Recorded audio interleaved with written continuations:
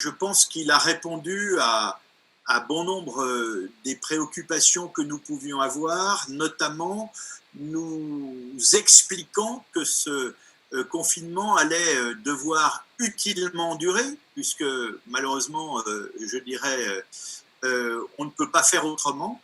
Je dois aussi saluer la manière dont il a mis en exergue l'esprit de mission qui était celui qui habitait aujourd'hui les Français, aussi bien dans leur première ligne, dans leur seconde ligne ou dans leur troisième ligne, tel qu'il l'a exprimé, saluant aussi un esprit de citoyenneté. C'est finalement là que les Français savent le mieux se retrouver. C'est dans les moments difficiles, c'est sans aucun doute ce qui caractérise une grande nation.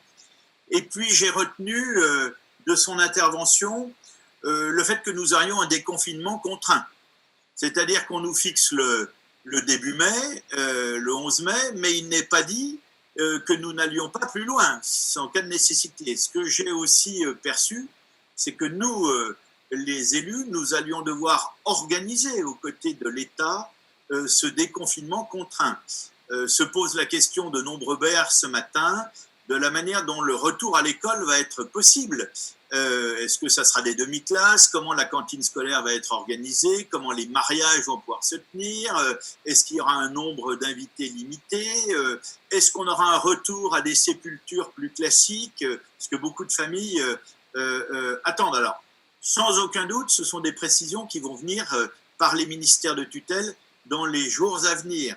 J'ai noté pour nous que nous avions la responsabilité de structurer la distribution des masques à toute la population, parce que vous avez aussi compris comme moi que ce déconfinement contraint va nécessiter un port de masque. Alors différents types de masques, et en ça les bonnes volontés des couturiers, des couturières, mais aussi des collectivités qui rivalisent d'ingéniosité pour avoir des visières de protection avec des Fab Labs, pour avoir des bons filons de production régionale de masques en tissu, ou qui attendent les livraisons de masques sanitaires homologués depuis la Chine.